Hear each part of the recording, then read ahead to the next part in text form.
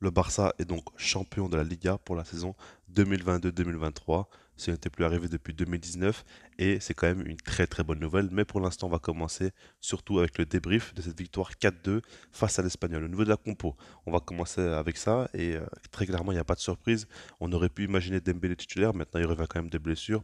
Il n'y a pas non plus un gros enjeu pour pouvoir le précipiter et par rapport à ça, c'est assez logique. Maintenant, ce début de match du Barça, il est quand même très impressionnant. On n'avait plus vu ça depuis assez longtemps quand même, je trouve. Là, Pedri, dès la 6e minute de jeu, il a une grosse occasion. Très belle passe de Koundé en retrait. Malheureusement, il tire un petit peu à côté, il veut la croiser parfaitement, mais il croise un petit peu trop. Et puis après ça, ça enchaîne très très vite parce qu'à la 11e minute de jeu, on a Lewandowski qui marque sur un assist de Baldé. Alors c'est intéressant au niveau de l'action parce qu'en soi, ça démarre de très très bas. Araujo fait une longue transversale pour Alejandro Baldé. Baldé en un contre un face au défenseur latéral qui est opposé à lui. Il le dribble, il passe, et puis il fait le centre. Et là, Lewandowski marque du genou. C'est vraiment intéressant parce que on sait que le jeu long du Barça, c'est pas toujours top. La saison passée, avec Xavi, on voyait beaucoup ça, avec notamment Ter Stegen. Avec Piqué aussi, là on le voyait beaucoup moins cette saison et ça fait plaisir parce que pour moi c'est quand même une solution face à des équipes soit qui jouent en bloc bas, soit qui viennent nous chasser haut. Dans les deux cas ça peut être très intéressant et là ça a été très très bien fait. Ensuite, donc 9 minutes plus tard, un autre but qui est tombé, Baldé qui marque, et là c'est vraiment un travail de Pedri qui est assez impressionnant sur le côté droit. Il nous fait un petit tour de magie, et puis il arrive à faire un beau centre, Baldé qui est bien placé, il prend le dessus sur le défenseur, il marque, et puis à la 40e, on a Lewandowski, etc. Bon, on va pas non plus faire le débrief de tous les buts, on va surtout parler de quelques joueurs en particulier dont j'ai quelque chose à dire. Déjà, par rapport à Alejandro Baldé, quel match il nous sort. Et puis quand on y pense, quand on prend un peu plus de recul, sur cette saison, bah, c'est sa première au Barça. Alors il avait déjà joué quelques petits matchs sous Koeman, mais sa première véritable saison où il a du temps de jeu, où il est installé. Et regardez ce qu'il nous fait. Regardez le nombre de fois où il est décisif et regardez surtout sa production sur le terrain avec un rôle hybride, où avec ballon, il est donc ailier et sans ballon, il est donc défenseur latéral. Ça prouve sa polyvalence, ça prouve aussi sa maturité, sa compréhension du jeu. Tactiquement, il est quand même assez bien.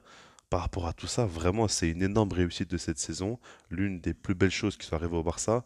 Vraiment, surtout que ce poste de latéral gauche, il était quand même problématique avec Jordi Alba. Là, maintenant, tu prépares l'avenir et tu as déjà le présent aussi. C'est vraiment impressionnant ce qu'il fait. Il fait un très gros match. Maintenant, on est habitué avec Baldé. Le truc que j'aimerais dire juste par rapport à lui, c'est que j'aimerais qu'il soit plus dans cette optique, comme dans ce match-là, de plus tenter des dribbles en un contre un. Parce que ces dernières semaines, on l'avait perdu un petit peu ça chez lui. Il osait moins tenter.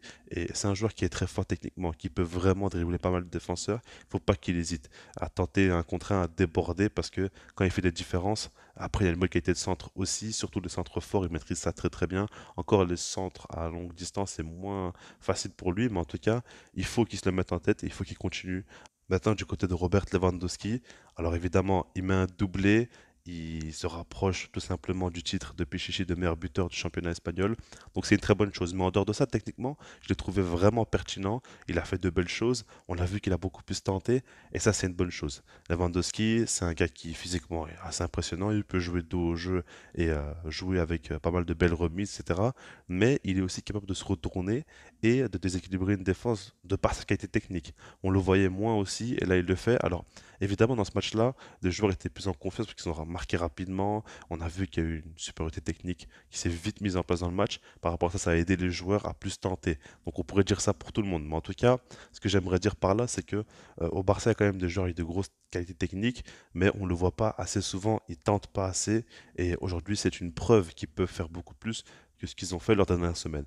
Ensuite, par rapport à Don Pedri, et oui, je dis bien Don Pedri, parce que pour moi, ce joueur-là est juste sensationnel. C'est le meilleur joueur du Barça.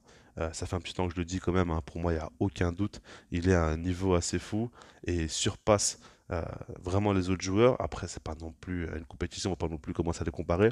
Mais ce que je veux dire par là, c'est qu'il y a un Barça avec et sans Pedri, et on voit que quand il est là, c'est quand même beaucoup plus facile de jouer au football, hein, parce que ce gars-là a de la magie dans les pieds, tout simplement. Il a quand même une compréhension du jeu qui est assez folle, et puis une qualité technique. Il peut s'en sortir dans les trous de souris. À chaque fois, il peut constamment créer des différences. C'est impressionnant, et par rapport à ça, Pedri, évidemment qu'on a besoin de lui, il faut le protéger, il faut le faire jouer tous les matchs. Il faut aussi être plus présent au niveau des soins médicaux, parce que j'ai l'impression qu'il y a trop de blessures au Barça constamment, chaque saison ça se répète. Il faudrait améliorer ça parce que ce gars-là est beaucoup trop important. Maintenant, par rapport à Frenkie de Jong, ça fait du bien parce que quand on y pense, c'est tout de même sa meilleure saison au Barça, en tout cas selon moi. Il propose quand même beaucoup de bonnes choses avec beaucoup de régularité et on voit qu'il est très à l'aise au milieu de terrain.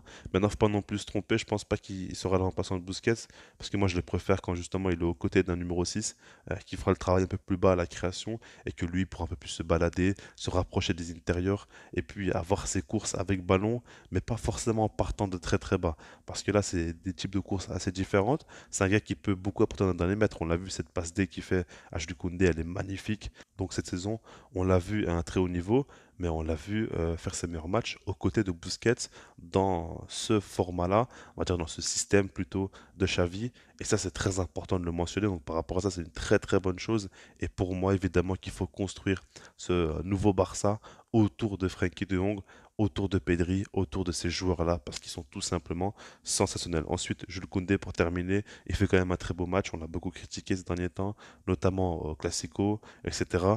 Mais honnêtement, pour moi, il fait un bon match parce qu'il obtient un carton jaune dès le début. Donc ça pourrait peut-être le rendre un petit peu réticent ou quoi, mais pas du tout. Au final, on a vu qu'il a beaucoup tenté.